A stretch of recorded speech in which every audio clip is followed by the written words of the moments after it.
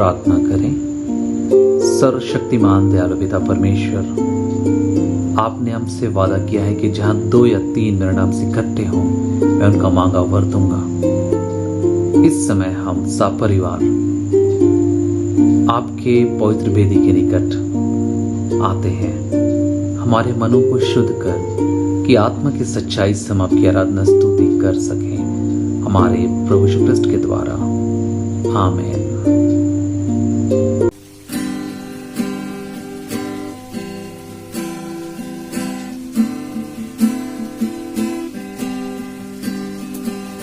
आज कई दिन प्रभु करे आनंद मनालेवा, कई दिन के देखिए प्रभु के जानेवा। आज कई दिन प्रभु करे आनंद मनालेवा, कई दिन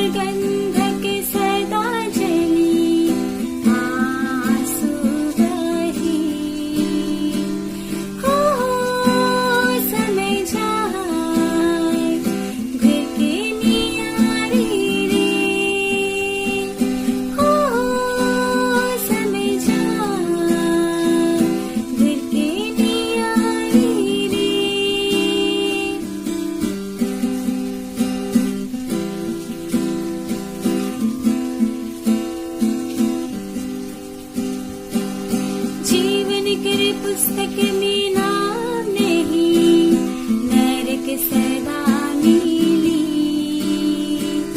पीड़ा हुई दुख मिली, काया सदा जली।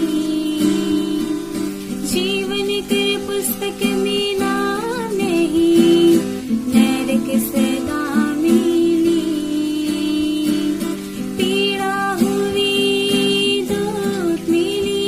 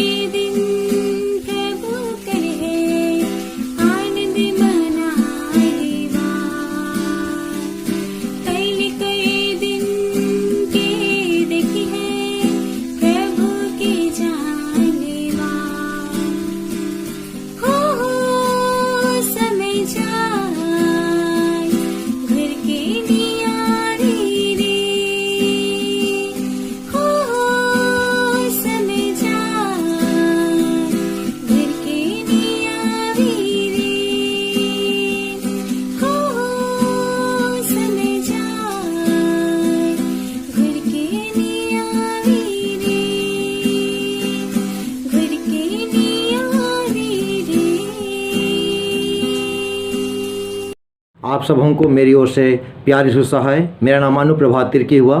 मैं नामको मंडली रांची पेरिस का एक सदस्य हूं और वर्तमान में मैं गुमला में इंडियन बैंक में पोस्टेड हूं। आज के सुंदर दिन के लिए परमेश्वर का धन्यवाद और साथ ही साथ मैं केंद्रीय डिस्वाइम को भी धन्यवाद देता हूं कि उन्होंने मुझे आज वचन की सेवकाई के लिए मुझे मौका दिया। आइए हम लोग प्रार्थना करेंगे। प्रेमी स्वर्गीय पिता, हम धन्यवाद देते सुंदर समय के लिए, जबकि आपके वचन से हम कुछ सुनना सीखना चाहते हैं। पवित्र आत्मा हमारे मनों को पिता प्रभु जी आप ही उभारिए। एक एक वचन जो पिता परमेश्वर हो वो आपकी ओर से होने पाए। मैं नहीं, लेकिन आप ही मुझसे होकर बोले पिता। वचन के द्वारा आशीषित होकर हम आप में बढ़ने पाएँ। सारी महिमा आपको देते, धन्यवाद के साथ प्रार्थना यीशु के नाम से मांगते हैं, आमीन। आप सबों को फिर से प्यारी सुसहाय। और मैं आशा करता हूं कि ऐसे दुख की घड़ी में भी परमेश्वर हम सबों को संभाल कर रखे हैं। और आइए आज मैं आपके बीच में दूसरा इतिहास 20 अध्याय और उसके 12वें पद से मैं कुछ वचनों का आपके बीच में रखना चाहता हूं। वह हम ऐसा लिखा पाते हैं, दूसरा इतिहास 20 उसका 12। हे हमारे परमेश्वर, क्या तू उनका न्याय ना करेगा? यह जो बड़ी भीड़ हम पर चढ़ाई कर रही है, उसके सामने हमारा तो बस नहीं चलता और हमें कुछ सूझता नहीं कि क्या करना चाहिए, परंतु हमारी आंखें तेरी ओर लगी है। आइए इस वचन से हम कुछ देर इन बातों को सीखें। यदि आप इस दूसरे इतिहास को पढ़ेंगे प्रियो, यहाँ पर यहोशापात राजा के बारे में वर्णन है और जिस प्रकार मोआबी और अम्मोनी लोग जब इस राजा पर आक्रमण करते हैं, तब ये यहोशापात राजा क्या करता है कि अपने पूरे राज्य के लोगों के साथ परमेश्वर के सम्मुख में जाता है। और इस जो दूसरा इतिहास 20 का 12 जो प्रार्थना हम लोग सुने, वो बोलता है कि बड़ी भीड़ जो हमारे सामने चली आ रही है, इस पर तो हमारा वश नहीं चलता, लेकिन हमें कुछ नहीं सूझ रहा, लेकिन एक बात मैं जानता हूँ कि हमारी आंखें आप ही की ओर लगी रहेगी। प्रियो, आज मैं 2 बिंदु पर आपसे इस वचन के द्वारा बातचीत करना चाहता हूँ। ये यहोशापात राजा क्यों ऐसा पुकार पाया? क्योंकि इसके जीवन में एक विशेष बात को पाते हैं और वो है कि वो परमेश्वर के संग संग चलने वाला और परमेश्वर के प्रति इतना वफादार और ईमानदार था, तभी ये प्रार्थना इसके अंदर से निकल पाई। अर्थात पहली बिंदु हम देखेंगे इसी दूसरा इतिहास उसके 17 अध्याय और उसका 6 पद यदि आप पढ़ेंगे, वहाँ हम यहोशापात राजा के बारे में पढ़ते हैं। वहाँ लिखा है, यहोवा के मार्गों पर चलते चलते उसका मन मगन हो गया, फिर उसने यहूदा से ऊंचे स्थान और असेरा नामक मूर्तें दूर कर दी। इसी का यदि आप पहला दूसरा तीसरा भी पढ़ते जाएंगे तो यहोशापात राजा क्या किया? वो परमेश्वर की खोज में लगा रहा, तीसरे पद के अनुसार, और अपने पिता के परमेश्वर की खोज में लगा रहता था और उसी की आज्ञाओं पर चलता था। और यहाँ पर भी पाते हैं 6वें पद में कि यहोवा के मार्गों पर चलते चलते उसका मन मगन हो गया। अर्थात उसके जीवन में कितनी बड़ी आशीष थी कि अपने परमेश्वर के प्रति एक राजा होकर वफादार रहा, ईमानदार रहा, अपने अंदर पवित्रता की बातों को बनाए रखा। प्रियो, यदि आज ऐसी बातें होंगी तभी हम और आप परमेश्वर के सम्मुख आ सकते हैं। इसी दूसरा इतिहास 7 उसका 14 पद, हम सभी इसको इन दिनों बहुत अच्छी तरह से पढ़ भी रहे हैं। इसके दूसरे खंड को तो हम अच्छा से पढ़ते हैं कि मैं उनके देश को ज्यों का त्यों कर दूंगा, लेकिन 14 दूसरा इतिहास 7 का 14 का पहला खंड है, तब यदि मेरी प्रजा के लोग जो मेरे कहलाते हैं दीन होकर और मेरे दर्शन के खोजी होकर अपनी बुरी चाल से फिरें, तब मैं उनकी सुनूंगा। अर्थात मसीह प्रियो, वर्तमान में जब इतनी भयंकर महामारी है, ऐसे समय में हम सभी अपने अपने स्तर से प्रार्थना, धन्यवाद, लोगों की सेवा में लगे हैं। लेकिन वचन आज मुझे जिन बातों को बताया, मैं आपके बीच में शेयर करता हूं कि यदि हम अपनी बुरी चालों से नहीं फिरेंगे, यदि हम और आप अपने आप को नम्र और दीन नहीं करेंगे प्रियो, याद रखें मेरी आपकी पुकार उस परमेश्वर तक नहीं पहुंच सकती। आज अपने आप को हमें देखना है, क्या हम उस जिस परमेश्वर के प्रति ईमानदार हैं। आज मैं सरकारी नौकरी में हूँ, क्या मैं अपने कार्य के प्रति ईमानदार हूँ? प्रभु के बहुत सारे दास होते हैं और बहुत सारे जवान विभिन्न जगह काम करते हैं, बिजनेस करते हैं। क्या हम हर एक क्षेत्र में प्रभु के प्रति इतने ईमानदार हैं कि हम प्रभु के लिए अपने जीवन को ऐसा हम रख सकते हैं और प्रार्थना करके उसके सम्मुख में आ सकते हैं? प्रियो, यही दाऊद भजन संहिता 139 उसके 23 और 24 में क्या बोलता है? हे परमेश्वर, मुझे परख कर जान ले, मेरी चिंताओं को जान ले और देख मुझ में कोई बुरी चाल है कि नहीं, और अनंत के मार्ग मेरी अगुवाई कर। ये दाऊद ऐसी प्रार्थना करता है, अपने आप को जांचता है कि क्या मैं पवित्र हूं कि नहीं, क्या मेरे अंदर बुराई है कि नहीं, परमेश्वर के पास आता है। प्रियो, यदि आप 2 कुरिन्थी 13 उसका 5 भी पढ़ेंगे, वहां भी लिखा है, अपने आप को परखो कि तुम विश्वास में हो कि नहीं, अपने आप को जांचो, क्या तुम अपने विषय में नहीं जानते कि यीशु मसीह तुम में है? यदि नहीं तो तुम जांच में निकम्मे निकलो। अर्थात आज अपने अंदर उस पवित्रता को लेकर आना है, उस ईमानदारी को अपने अंदर रखना है। प्रियो, यदि आप पहला पत्रस 1 अध्याय उसका 15 और 16 पढ़ेंगे, वहां हम पाते हैं प्रेरित पत्रस उत्साहित करते हुए कहता है कि जैसा तुम्हारा बुलाने वाला पवित्र है वैसे ही तुम भी अपने सारे चाल चलन में पवित्र बनो। क्यों? क्योंकि लिखा है पवित्र बनो क्योंकि मैं पवित्र हूं। आज अपने जीवन को हम जांचें, क्या हमारे अंदर कोई ऐसी चीजें हैं जो हमें अशुद्धता की ओर ले जाती है? प्रियो, आज वर्तमान युग में कितने बार धन, पैसा, पद, मान सम्मान ये चीजें हमारे जीवन में घुस जाती है और हम मसीह होने के नाते ऊपरी रीति से नाम से तो मसीह हो जाते लेकिन अंदर से हम खोखले हो जाते हैं। प्रियो, आज वचन हमें सुधारने के लिए, चेतावनी देने के लिए हमें उत्साहित करता है। यदि आप कुलूसी 3 उसका 16 पढ़ेंगे, वहां लिखा है कि मसीह के वचन को अपने हृदय में अधिकाई से बसने दो और एक दूसरे को सिखाओ, एक दूसरे को चिताओ, अर्थात सिखाना भी है, वार्निंग भी देना है। प्रियो, आज हम प्रभु के सम्मुख में कैसे हैं? किस प्रकार हम प्रभु के पास आ रहे हैं? कितनी ईमानदारी मेरे आपके अंदर है? कितनी पवित्रता मेरे आपके अंदर है? प्रियो, याद रखें, यदि आप उत्पत्ति 39 अध्याय 6 पद पढ़ेंगे, वहां यूसुफ जो परमेश्वर के संग संग चलता था, जब पोतीपर की पत्नी उसे व्यभिचार के घिनौने पाप में गिराना चाहिए, जबकि उसे अच्छा मौका था, लेकिन लिखा है वहां से वो भागा। वो जान गया कि यदि मैं अपने जीवन को इस समय कुछ देर के लिए अपवित्र करूंगा, मैं उस परमेश्वर के सामने क्या मुंह दिखाऊंगा। प्रियो, दानियेल नबी की पुस्तक यदि आप पढ़ेंगे, वहां भी दानियेल अपने आप को इतना पवित्र रखा कि भले उसे आज्ञा मिला कि तुम दारा राजा की मूर्ति की पूजा नहीं करोगे, तुम्हें नाश कर दिया जाएगा, सिंह के मांद में डाला जाएगा, लेकिन लिखा है दानियेल 6 अध्याय पढ़ेंगे, जैसा 3 बार वो प्रार्थना करता था वो प्रार्थना करता रहा। उसी अध्याय में आज्ञा पढ़ेंगे, सदरक, मेशक, अबेदनगो, उन्होंने भी अपने जीवन में ऐसी पवित्रता, ऐसी ईमानदारी ठान ली थी, चाहे हमें उस आग के भट्टे में डाल दिया जाए, लेकिन हम उस जीवित परमेश्वर को मानने से पीछे नहीं हटेंगे। प्रियो, क्या मेरे आपके अंदर ऐसी पवित्रता है? क्या ऐसी मसीही गवाही आज मेरे आपके अंदर है कि हम लोगों के बीच में जाकर इस ईमानदारी, इस पवित्रता के साथ अपने आप को हम प्रकट करते हैं? प्रियो, यदि आप 2 कुरिन्थी 3 अध्याय उसका 3, 4, 5 आगे पढ़िएगा, वहां पर लिखा है कि हम और आप मसीह की पत्री हैं, लोग हमें पढ़ते हैं, लोग हमें समझते हैं, देखते हैं। प्रियो, आज हम कैसा जीवन बिता रहे हैं?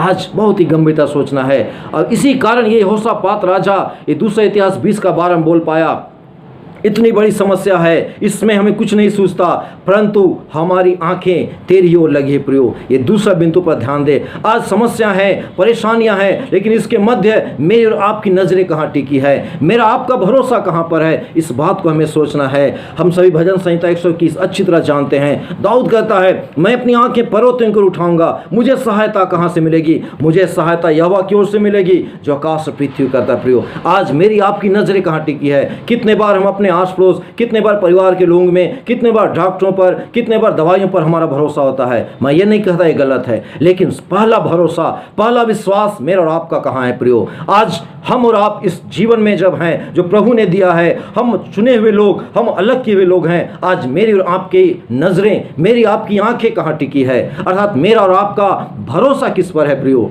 यदि आप इसी दाऊद के भजन 20 अध्याय उसका 7 पद पढ़ेंगे, वहां दाऊद कहता है, किसी को तो रथों का और किसी को तो घोड़ों का भरोसा है, परंतु मैं तो या हम तो अपने यहोवा परमेश्वर ही का नाम लेंगे। आज उसी नाम को लेकर हमें चलना है। परेशानियां हैं, समस्याएं हैं, महामारियां हैं, प्रियो, डिगे नहीं, कभी ना घबराएं, क्योंकि ऐसी बातें तो वचन में हम मसीहों के लिए बतला दी गई है कि प्रभु के आगमन के पहले ये सब चीजें तो पीड़ाओं का आरंभ मात्र ही होगा। लेकिन यदि मेरी आपकी आत्मा यदि प्रभु में है प्रियो, तब इन बातों से डरना नहीं। मृत्यु तो निश्चित है, लिखा है इब्रानी 9:27 में, मनुष्य का एक बार मरना, उसके बाद न्याय का होना निश्चित है। लेकिन उस न्याय के दिन के पहले मेरी और आपका जीवन कैसा है? हमारी नजरें कहां है? हमारी आंखें किस पर टिकी है? प्रियो, यदि आप अय्यूब के जीवन को पढ़ेंगे, अय्यूब के जीवन में इतनी कष्ट आया, जबकि वो परमेश्वर का इतना सच्चा भक्त धर्मी था, लेकिन फिर भी उसके जीवन में इतनी समस्याएं आई, लेकिन वो परमेश्वर को कभी नहीं ना दुत्कारा, ना उसके ऊपर कुछ लांछन लगाया, ना क्रोधित हुआ। लेकिन उसने अय्यूब 19:25 में क्या बोला कि मुझे तो निश्चय है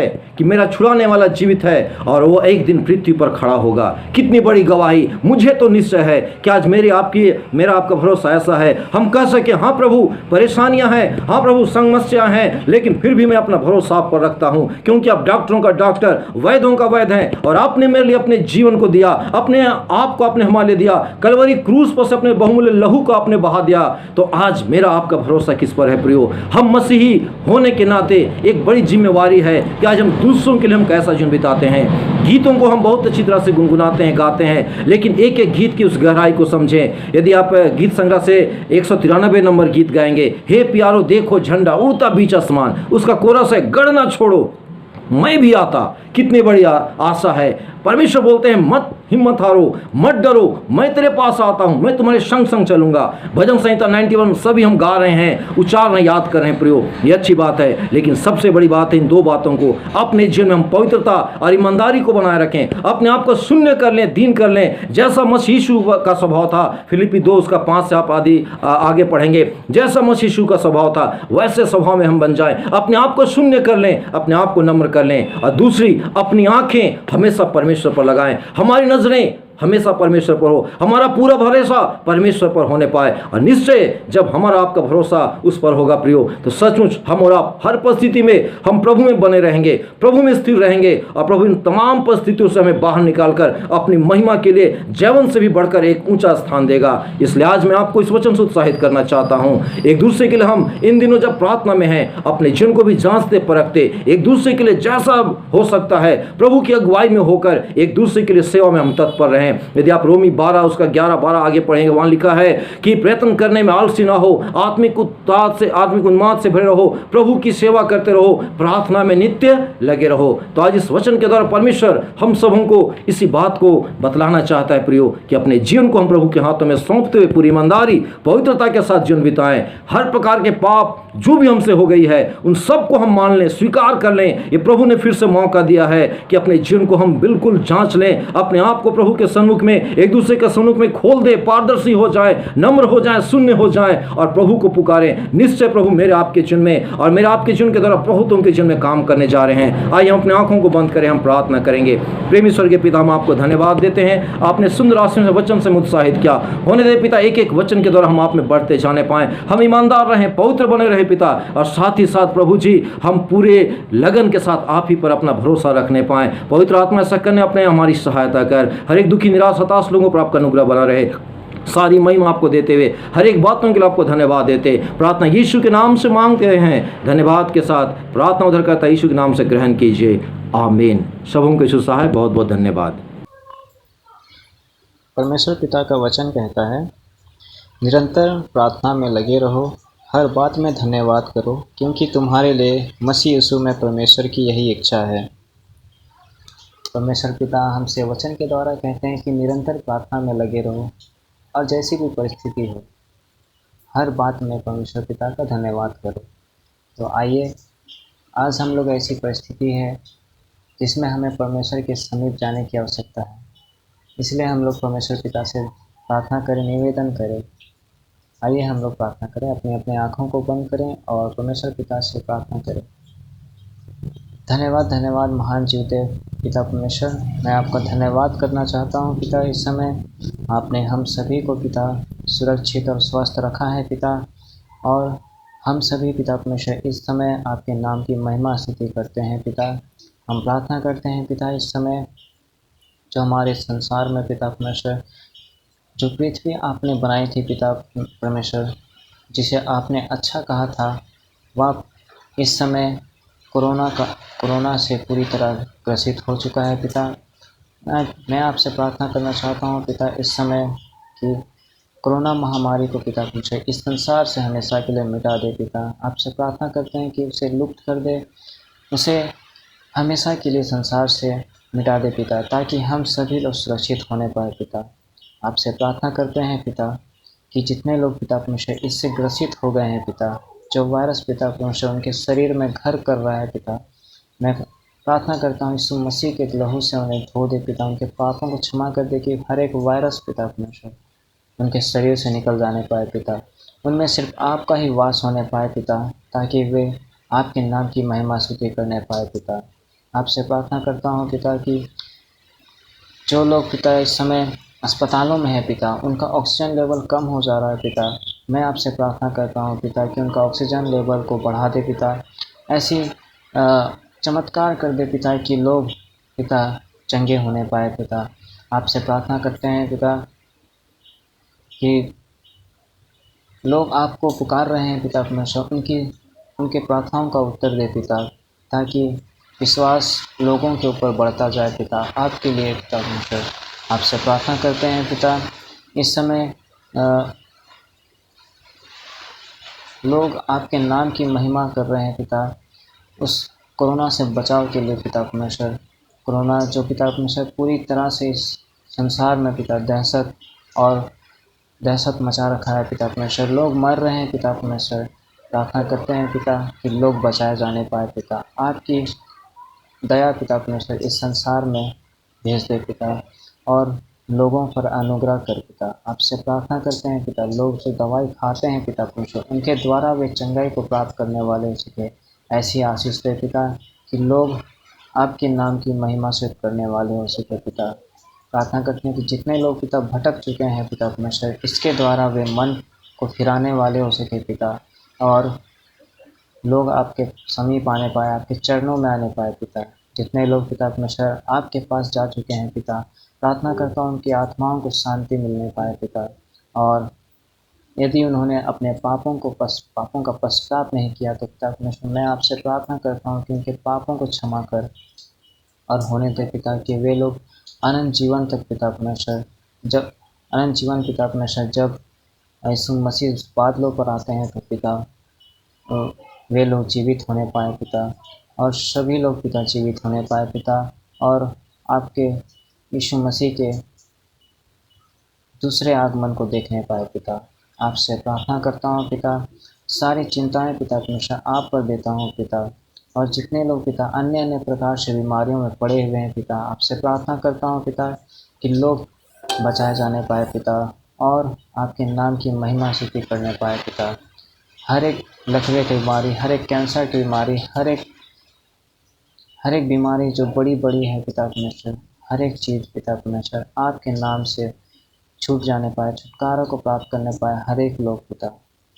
आपसे मांगते हैं पिता, हर एक चिंता पिता आपको ही देते हैं पिता, और हर एक आदर आपको देते हैं। हाँ और आमीन। मैं यह प्रार्थना मांगता हूँ पिता, सुन और अपने स्वराज में ग्रहण कर।